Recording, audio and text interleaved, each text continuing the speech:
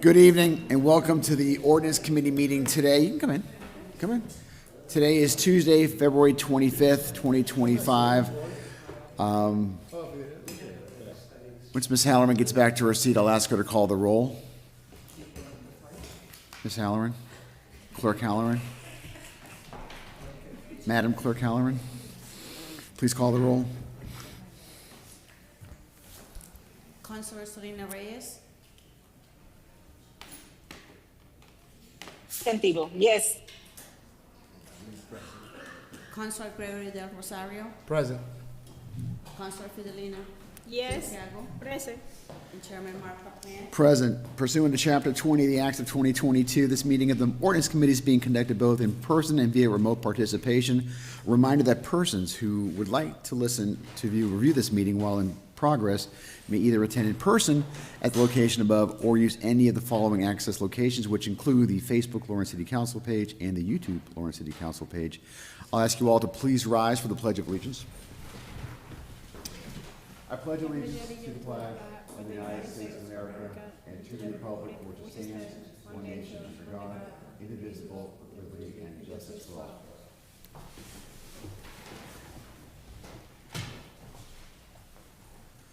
Good evening, councilors. I don't know how long this is going to take us this evening. I see police department is represented as well as inspectional services. I didn't ask, Commissioner, what item are you here for this evening? I think it's first on your list, Counselor. Yeah. It's more like an amendment, but I'm adding an ordinance for a certain inspection that we. Got it. 4725. Thank you, Commissioner. Council Vice President Infante, are you here for any particular item? I have 1, 2, 3, 4, 5, 6, 7 items. The last 7 items. Which are resolutions that could be. We'll get yours up right away. Police Department, we're here for all of the stuff in the packet and something else, or we have, For the ordinance of the clinician position. That would be 37-25. 37-25, the clinician, right, gotcha. Okay. As is our custom, we like to take our colleagues out of order so that they've been putting in long days, and then we like to take our municipal officials who also put in a long day. So since everybody here fits one of those categories, we're gonna hit everybody here first. So, yes. If it's not, then let me take an item out of order, which I'm gonna place table, because I'm waiting for documentation that I'm gonna pass on you. And that way we'll eliminate that item 5135 without objection, which is my item. If there's no objection, there's a motion to table document 5125. Is there a second? Second. Motion made and second is no discussion. With all things this evening, there needs to be a roll call vote. Councilor Selena Reyes, Yes. Councilor Gregory del Rosario, Yes. Councilor Fidelina Santiago. Yes. And Chairman Mark LaPlante. Yes, motion is tabled. Now we're going to take up the Vice President's, you're welcome, the Vice President's resolutions that she has. I think I saw something today in an email. Do we have hard copies of that, by the way, Vice President? You should have hard copies. Teresa did confirm that she. Okay. If anybody sees a hard copy of that, Do you have them? do you have a hard copy? Did you get a hard copy? Could they be in our mailboxes? Did we check our mail? Did you check your mailbox? Well, I think they're pretty, I think they're all identical, is that right, except for the name changed? Yeah. Okay. Yep. If you could just give us all one, I don't think this would be highly controversial, I don't suspect. What's that? We'll just take one of each and then we'll just go through them. But we'll make sure you get them all back. You got them in? Oh, you got them in there? They're in the packet? Oh, never mind then. This is why you're here serving on this committee. Thank you. I guess we're set. Thank you. Okay, so without any further, Okay. if there's no objections, we're going to take these all out of order. The first one we're going to take is document 57-2025. This is a resolution for Ryan, is it Mueller? Mueller? Mueller. Mueller? Yeah. Okay, Counselor, it's your turn. Go ahead. Thank you, Chair, Councilor LaPlante. The first resolution is for Ryan Mueller. He was recognized recently by the Exchange Club as the 2024 Paramedic of the Year. And I know typically in the past, we have not included this category, but because I felt our EMT is within Lawrence General, that's within our community, that helps our community and beyond. Particularly for Ryan, he did something very incredible. He is one of the few that got trained for a new, hold on, I'm reading it here, sorry. For a new system for blood transfusion in Massachusetts, the Lawrence General location happens to be only the second location. I think there's only two. We're the second location to have this new system, and we are one of 200 in the nation to have implemented this system within our emergency protocols. And Mr. Mueller happens to be the one that got trained and is the expert of that and has been doing it very proudly since. And because of that, he was recognized as the Exchange Club's 2024 EMT of the Year. Looking for a motion. Motion to send full council with a favorable recommendation. Motion made by Councilor Del Rosario, Second. seconded by Councilor Santiago. Discussion? See no discussion, I'll ask the clerk to please call the roll. Councilor Selena Reyes, Yes. Councilor Gregorio del Rosario, Yes. Councilor Fidelina Santiago. Yes. Chairman Martha Plante. Yes. The next document is document 5825, a resolution for Officer Luis Santiago as a 2024 Police Officer of the Year. Vice President Infante. Thank you. And I'm sorry, I misquoted the last one. Is blood, administer whole blood in pre-hospital settings. That's the proper terminology for that. But for Officer Luis Santiago, he was one of the police officers also recognized by the Exchange Club as 2024 Police Officer of the Year. He and another colleague within Lawrence Police that's next on the list, they assisted North Andover Police Department with a situation on Waverly Road that actually resulted in shots being fired and them having to assist an elderly man who was trapped, I believe it was under a vehicle, I believe it is. And for that reason and for them working together as mutual aid, Officer Santiago was recognized as 2024 Officer of the Year. Looking for a motion? Motion to send on the full council with a favorable recommendation. Is there a second? Second. Second by Councilor Santiago. Discussion? Seeing none, I'll ask the clerk to please call the roll. Councilor Reyes, Yes. Councilor del Rosario, Yes. Councilor Santiago, Yes. Chairman Plante. Yes. Next document is 5925, a resolution, and here we go, the name that's gonna be hard to I pronounce. just asked it. I got the first two. Officer I got, Angelo I got, it's the next word. Gonzagos. Kazagos? Is that close? He will respond to that if I saw him on the street with that? Yes. Good. 2024 Police Officer of the Year, Vice President Infante. Thank you, Chair. It was for the same situation as the previous officer. It was the second officer that went with Luis Santiago that responded to the situation in North Andover. Motion to send on the full council with a favorable recommendation. Motion made by Councilor Del Rosario, seconded by Councilor Santiago. Discussion? See none, clerk, please call the roll. Councilor Reyes, Yes. Councilor del Rosario, Yes. Councilor Santiago, Yes. Chairman Martha Plante. Yes, next document is 6025, resolution for Lieutenant, is it John Jimenez? Okay. And he is the firefighter, 2024 Firefighter of the Year, Vice President Infante. Thank you. Lieutenant John Jimenez is one of four 2024 Firefighters of the Year who was recognized by the Exchange Club this year. Lieutenant Jimenez was recognized for his efforts within not only his dedication as a firefighter, but also as being one of the founding members of the Station 8 program, which is an initiative that these gentlemen, the group started, who serve Station 8, to make fire prevention more educational and easier to digest for a younger audience and more accessible. So right now, like, for example, they started a YouTube page that has, and I checked this morning, that has over 18,000 subscribers and over 1 million views, and that's just on YouTube, not considering Facebook or Instagram.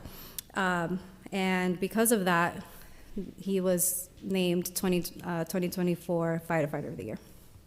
Great, Counselor. Motion to send to the full council with a favorable recommendation? Second. Motion made by Counselor Del Rosario, seconded by Counselor Santiago. Discussion. Seeing none, clerk, please call the roll. Consuelo Reyes, Yes. Consuelo Del Rosario, Yes. Consuelo Santiago, Yes. Chairman Martin. Yes, motion passes. The next one is a resolution at 6125 for, is it Jean? Yep. Jean Jean, yep. Jimenez, 2024 Firefighter of the Year. Vice President Infante. Thank you. Firefighter Jean Jimenez, the younger brother of Lieutenant Jimenez, also serves at Station 8 and is also one of the founding members of the Station 8 programming. And for the same reason I stated before, and the resolution language is also the same, and this is why I'm presenting it tonight. Motion to send to the full council with a favorable recommendation? Motion made by Counselor Del Rosario, seconded by Counselor Santiago. Discussion. Seeing none, clerk, please call the roll. Consuelo Reyes, Yes. Consuelo Del Rosario, Yes. Consuelo Santiago, Yes. and Chairman Martin. Yes. Next document is 6225, resolution for Ignacio Ignacio. Rodriguez, 2024 Firefighter of the Year. Vice President Infante. Thank you. Same as the previous firefighter, Rodriguez is also a dedicated member of our fire department and also one of the founding members of the educational program.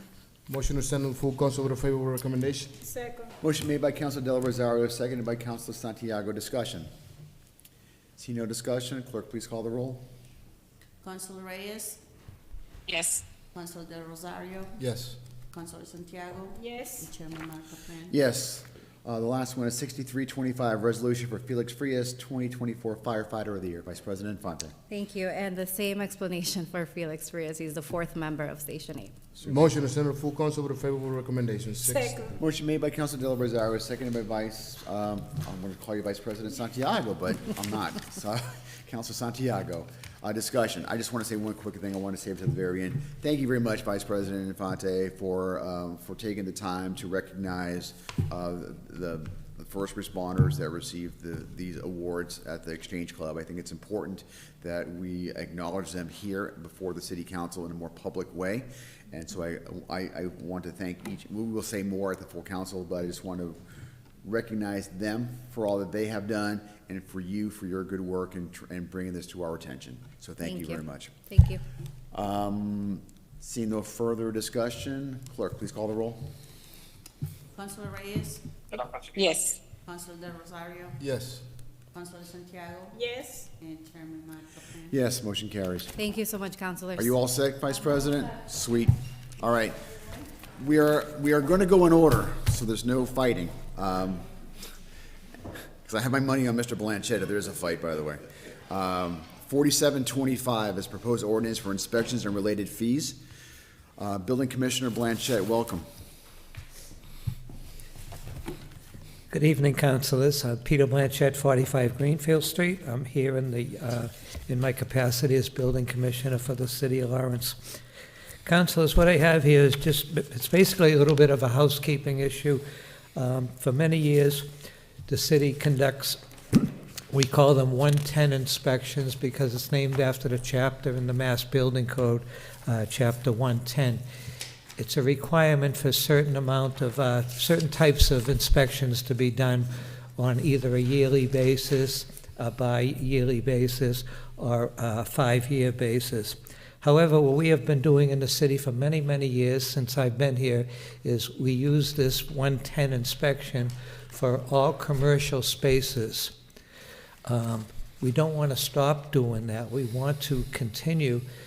So when someone moves in, a new business moves in, we would require them to have an inspection by us for a commercial space, and they would renew that every 5 years. We go in and we make sure it's safe, fire systems, etc. We don't have an ordinance for the commercial space. We just have it for, the 110 inspections is listed in the state code, and it's basically for alcoholic beverage places, nursing homes, group homes, child care centers, education, those types of detox facilities, those types of things, what the state was very concerned with. However, we do, just like we do when someone rents a residence, we require an occupancy permit. We look at this inspection that we do on the commercial spaces as basically a occupancy permit. It was never ordinance, Counselor, and as I said, we've been doing it for many, many years, over 20 years. I noticed it wasn't in the ordinance. I said, you know, I think we should put it in the ordinance, and that's what I'm asking the council to do. Sure, my question to you is, we've been doing this for some time. Clearly, we've had the authority because it's under state law. For certain ones, the state law doesn't cite that I would go into like an office building and inspect that every 5 years. However, we do that. I would hate to say that we're doing that without authorization. Is that what you're saying? Right, I think somewhere buried somewhere, Counselor, there might be an authorization. Okay. But if there isn't, we've been doing it, and now we need to codify it. We would like to clarify it in the ordinance. Okay. What's the fees on those? Right now, it's $100. That's another issue I'll be coming very shortly with for fees. Shouldn't that be part of this ordinance? It will be, so we like to keep it at $100 at this time. We haven't done our new schedule. And you would want to, actually, we should. We're going to go up $25 on the 110 inspection, so we like to keep this equal. This might be the time to put that in as 125.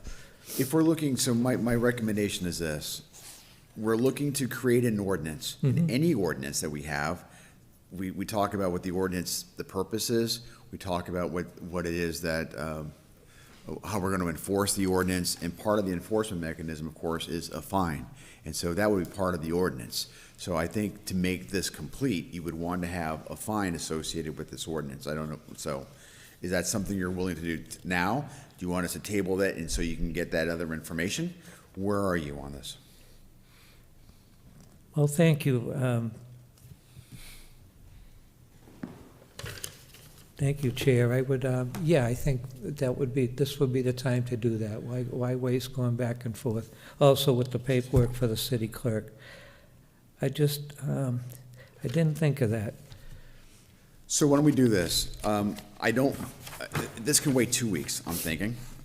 I'm thinking, is there urgency, we need to get this done tonight? Or can we wait to the next ordinance committee meeting to get this thing? I think it would be good to wait and Okay. let me do that. If That you sounds could fair. table that, I would appreciate it. That sounds fair. And I guess the other thing we would do as well is have you run this by the city attorney at all? Yeah, I did. Okay. It's been sitting on my desk. I haven't brought it down. Okay. So we would want to get that to the city attorney to see what the draft language would look. I see that there's already a boilerplate language that's in here already. Mm-hmm. So that's, I think, a good start. So while you're buying time for the 2 weeks, see if we can get something from the city attorney as well to include not only the language so that we can send it up to the full council, because we're going to need to order a public hearing on these things. And the nice thing about combining both of them is that we'll only have one public hearing, not two. So we're going to That's a great Makes sense. recommendation. Also, for your information, and you might want to note down, this comes under Section 8.04.130, which is the inspectional services fees. And you can further clarify what I'm trying to tap into. Okay. What's the ordinance again? I can look it up, but 8 point what? Sure, it's 8.04.130. Yeah, gotcha. Okay, and one last question. You use this colloquial 110, that's the chapter. So this is, just so I'm clear, you're looking to expand it. Right now, you're looking to expand this to business, like offices, in addition to the like other businesses that sell things like restaurants or manufacturing or, Right, well. you see, I'm a little confused. I'm just helping you Yeah, understand. there's a certain list, which I'll include with my package, Okay. that we are required by Mass Building Code. Okay. However, we do go into businesses that are not on that list. We go into retail. Most retail, it's not required for a 110 unless it's serving food or alcohol. So we like to get into the retail businesses. So why don't we do this? Unless councilors have a fundamental question now, I Sure. suspect that we can, I'm gonna ask that we table it now, come back in 2 weeks. We can have a more vigorous discussion there, maybe answer more questions that would come up because of the new information, and we can discuss it then. Fine. So I'm looking for is there any, before I ask for a motion to table, does anybody want to comment on this before we make a motion? Then I'm looking for a motion. Motion to table the item Mo- 4724. Motion to table is made by Councilor Santiago. Is there a second? Second. Seconded by Councilor Del Rosario. No discussion? So clerk, please call the roll. Councilor Reyes, Yes. Councilor Del Rosario, Yes. Councilor Santiago, Yes. Chairman Michael. Yes, motion carries. Thank you, Very Commissioner. good. Thank you for your All right. assistance, You're- Mr. Chair. You're welcome. Have a good night. All right, police. We got a, which I know the two guys in the back, I know why they're here. They got a whole packet of stuff. What is it, 20? 37. There's only one item on that, so is that all right, other officers? If there's no objection. He's a captain? Well, there you go. My dad was in the military. There was an old expression, RHIP. You know what that stands for? Rank hath its privileges, RHIP. So, Captain, I guess you're up. So, if there's no objections, 3725, why don't you start off? Good evening. So basically, Director Shepard is here, wants to present some of the information relative to the DOJ's Crisis Intervention Team grant that we obtained back in 2021. Perhaps it's best if she gives you a little bit of background as far as the grant, or, because that raises questions as to why we're looking at it 4 years later. But she can explain that, and then I'll explain to you, if it's okay with you, Chair, what the need for it is and why we're here. If it's okay. Good evening, City Councils. Rosa Shepard, Director of Support Services at Lawrence Police Department. The Lawrence Police Department had applied for this grant back in 2020 and received an approval in 2021. We've been working on this for quite some time, and this grant was basically for the crisis intervention team that we need to form at the Lawrence Police Department. It's for $240,000, and it is for one full-time clinician and one part-time clinician for about 2 years. This grant, and it is basically the clinician is going to be embedded in the police department.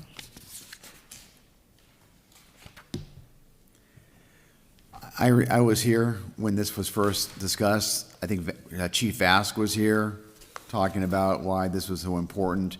And he was talking about mental illness and how come we've gotten, when we have police calls, that oftentimes we need people with certain skill sets that can kind of, to calm down certain circumstances. You may not need guns blazing, but you need somebody to listen and be able to interact and to bring the things down. I'm just surprised that, I'm going to put you on the tough spot here. What happened? I mean, it's been 3-4 years. Well, what happened? To be completely transparent, we have a lot of changes. We are going through the third HR person, and he's been a lot of changes. So every time I brought it up to be able to, they had the discussion to open the position and bring it down to the city attorney. Of course, then we had another person. I brought it up one more time. We have another HR person. I brought it one more time. So I brought this to 3 HR person, and the 4th one that we have right now was the one who was able to push it to be able to get it approved and bring it to the ordinance. Great. I just have one fun, thank you. My question's for the captain, since apparently he's the he's the boots on the ground on this initiative. So in the last 4 years, when we needed someone with the skill set of a clinician, how did we do? So right now, when we started years ago, as you do recall, and just to give it a little bit of background for those who that perhaps don't know or maybe even forgot, it's been so long. The CIT, which is a Crisis Intervention Team, is a team of clinicians, mental health clinicians and the like, and they work closely with police departments. This began many years ago when they realized that approximately 56% of the state inmates suffered from some sort of mental illness. That number was 46% for federal inmates. They wanted to do what's called a diversion program from the criminal justice system and to try a different approach, something that's going to place these particular individuals who need this assistance and more on a track for recovery and the like. There have been studies back in Memphis, Tennessee, also in Phoenix, Arizona, Los Angeles. I think that now, and I don't know today, at least as of a year and a half ago, there are over 400 to 600 police departments that utilize the CIT model, many of them very large departments. They have seen a stark difference as far as calls for service, the use of force, injuries to officers, and police-involved shootings of people that are suffering from mental illness, which constitute about 25% of the fatal shootings nationwide. With that said, and with the recognition that we have a very vulnerable population that requires a different approach to law enforcement than us coming in there and just, removing or individuals from their homes and the like, and we needed another approach. What we began years ago, Chief Vast sent me to Phoenix, Arizona, and I did a very extensive training there with the National CIT program, and I became a CIT certified coordinator. Thereafter, we sent several other officials to this particular training, and we started with what's called the Mental Health First Aid course, which certified about 90% of our department then. With regards to recognition of mental health involved, situations, and recognition of symptoms, plus what questions to ask and de-escalation techniques and the like. That did fall through. There have been several changes in regards to personnel of all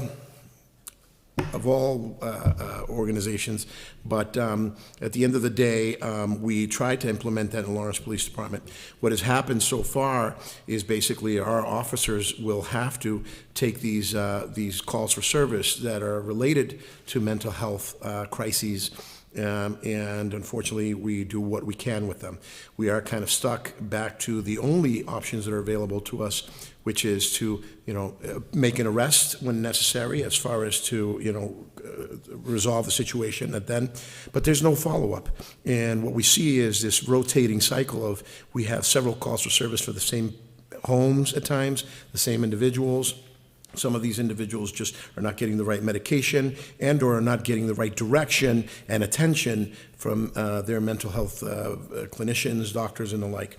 What we'd like to do with this particular program, whereas we've have 2 years of funding for this particular program for 1.5 clinicians, is to get it off the ground and begin with one of the introductory models, because they're 3 separate models.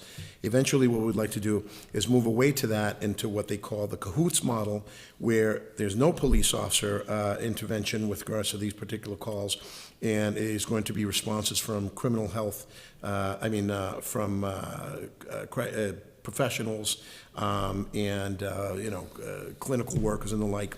That frees up the police department to focus on crime. That frees us up to take calls for service that are crime-related as opposed to more clinical related calls. Let me interrupt, and I'm going to ask my colleagues if they have questions, but you mentioned funding. Are these grant funds, or are we going to be funding this through our own budget? Right now, we are approved in a grant fund for $240,000. That constitutes, and correct me if I'm wrong here, that constitutes 1.5 position, $80,000 for the full-time clinician, which is going to be working with us, embedded with us, and $40,000 per year for the part-time clinician for a total of $150,000 over the course of 2 years. That's the $240,000 grant fund. So is that funding, is that federal funding, or is that, where's the money coming from? This, It is federal funding, I'm DOJ. sorry. It is federal funding from the Department of Justice.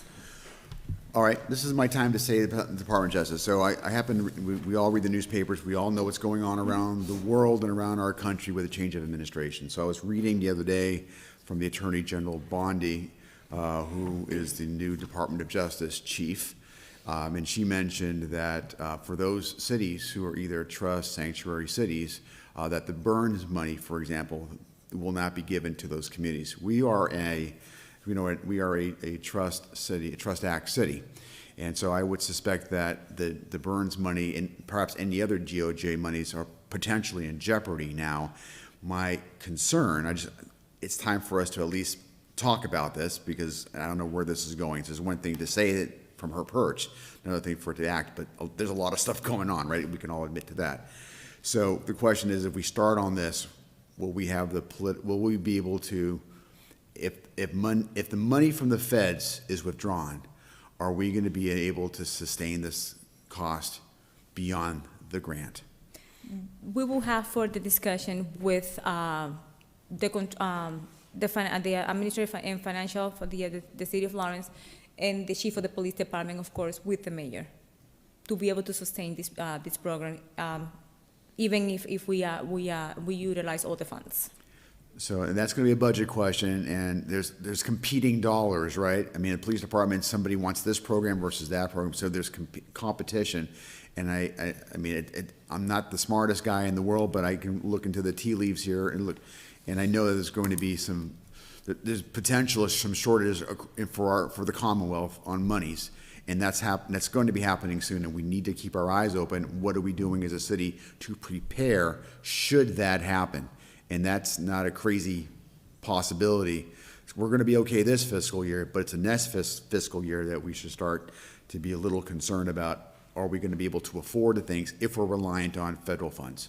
That's the kind of the question. So as you take this back to your budget meetings, just be cognizant of that, and please ask that question when I know you're working on the budget now. Just be cognizant of that, be aware of that, and have that conversation. What are we going to do in FY26? Are we going to, if money stops for whatever reason, or what are we going to do? Are we going to be able to? It just needs to have that kind of conversation. And I don't have the answer, frankly. I only have just the question and the alarm, and just how are we going to deal with it. That's it. Councilors, questions, comments, motions? Yes, I have a question. Councilor Santiago. Well, I want to ask about the data. How frequently do you receive about those calls? And usually, from those people need clinician. How frequently do you receive those calls? That would be a question for Thank you for the question. The calls right now, we cannot distinguish. We don't have right now a data-driven platform where we can distinguish which ones of those are related. I could tell you from raw knowledge of the calls for service that I've seen, that our officers see, they constitute a good number of our calls, one shape or another. Right now, we just can't document it. We don't have the mechanism by which to document it so that we can give raw numbers to say 40% or whatever the case may be. I would say it's pretty consistent with the national average, anywhere from 40% and above. And that's only because of what we know and what we learn from these calls for service. When we structured this particular program, we do have processes by which we have people actually documenting which ones of these are related to calls for service. And that is good for us, basically, gather this data, share data with the state, with the DOJ, of course, which opens up more window for funding. But I guess the short answer to it is we're not keeping track of it right now. We just don't have the program in place right now to keep. We were doing it, and it began that way. But again, once the changes started to happen and things started to happen, it just kind of froze. Through you, President. Is that? Chair. Go ahead. Sorry. And can you mention some strategy to do the following for the clinician calls for the program? Yes. We have, as I've indicated, there's several models that are used nationwide. So what we'd like to do is begin, and this is why that 2-year period is really important for us, because we'd like to begin with what's called a response model. So what happens is, we get a call for service, which we get very often. My son is trashing the place, he's off his medication, blah, blah, blah. We know now what the approach is gonna be in that regard. And what we do is the police officers go over there and they basically secure the situation.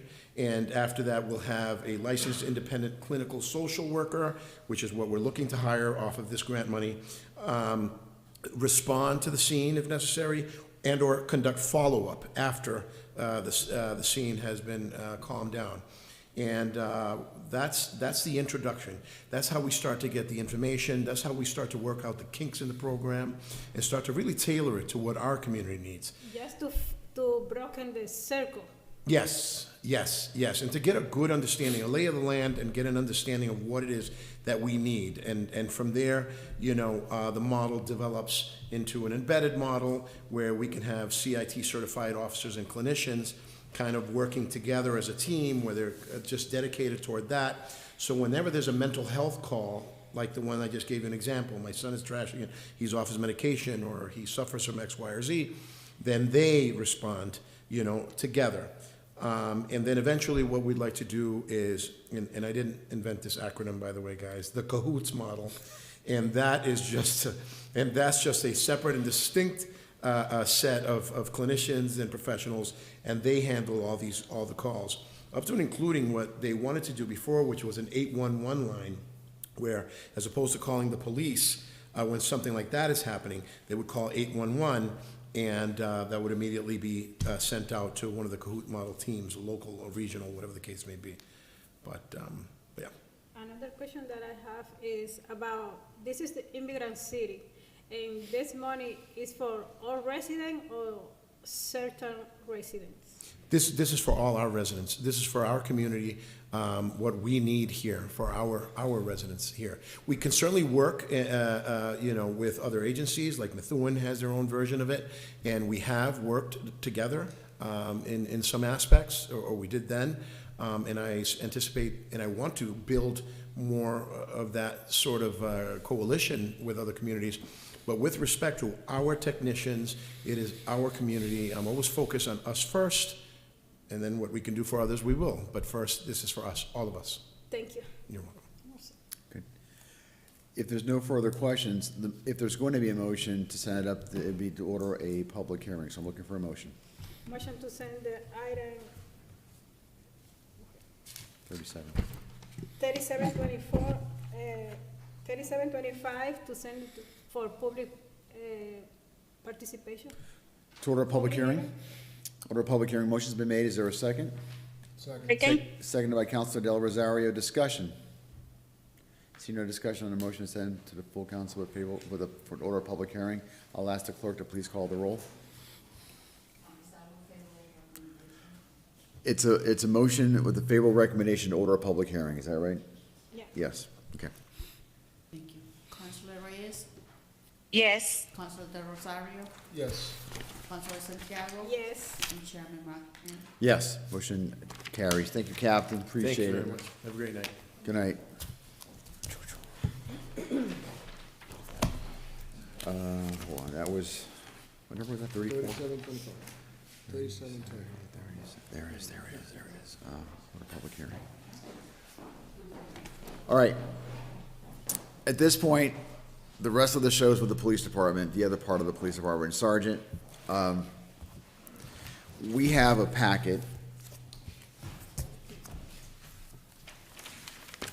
of your references. I would like just to go in that order unless there's a reason why we shouldn't. Whatever order you want to go. Okay. Councilors, we all have this packet in our books. For our convenience, let's just go in order that it's in there, that we don't have to flip pages around. Welcome. And Detective Hegarty, it's good to see you. I haven't seen you in a while. Hope you're doing well. My goodness, it's been a long time. Yes. You're a sight for sore eyes. It's good to see you. Thank you. Just, for the two officers, Cajagos and Santiago, there was an active shooter in the house in North Andover. And when they called, there was a guy trapped on the lawn. The guy came out of the house, and they risked their own lives to get that guy out of danger. And one of them threw him over his shoulder and carried him across the street. Yeah, it was quite a performance of bravery. So they could have been shot right there. My goodness, Risked their well. own lives, so. Listen, you guys, since you said this, at any moment, you guys are gonna be called to do something like that. You never know what the day, No, you don't. when you wake up in the morning, what the day is gonna consist of. So thank you for, and it sounds so trite, right? But really, thank you for your service. thank you. I Thank you for appreciate putting on the uniform and serving us. Appreciate it. All right, so with that, and I appreciate that background, is the first document is 3225. That's handicap parking at 33 Bruce Street.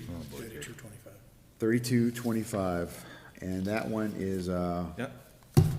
A favorable recommendation. favorable, okay?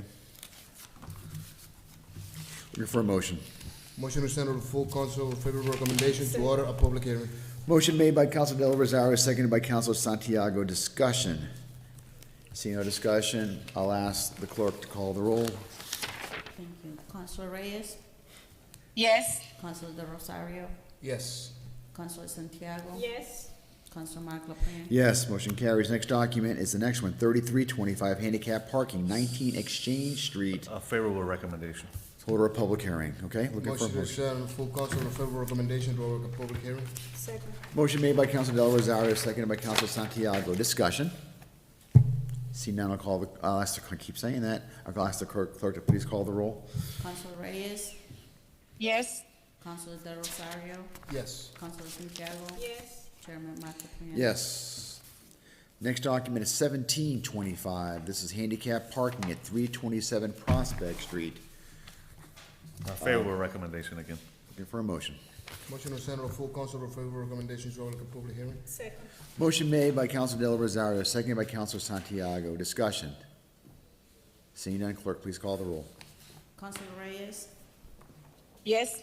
Councilor De Rosario? Yes. Councilor Santiago? Yes. Chairman Mark LaPlante? Yes. Next document is 57124. That's a no overnight tractor trailer parking on South Broadway. All right, let's talk about this. Council, in my research, I spoke to someone from community policing, and there's already a city ordinance regarding tractor-trailer parking. Any vehicle over 10,000 pounds, or could be a tractor-trailer, could be a school bus, any type of vehicle over 10,000 pounds is already prohibited in the city for no parking.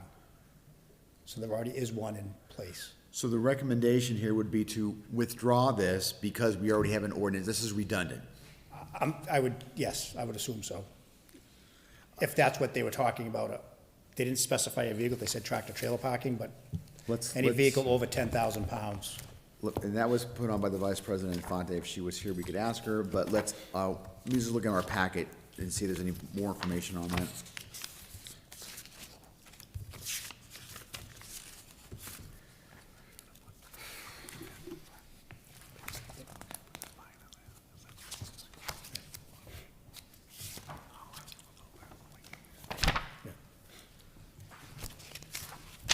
Got it. All right, so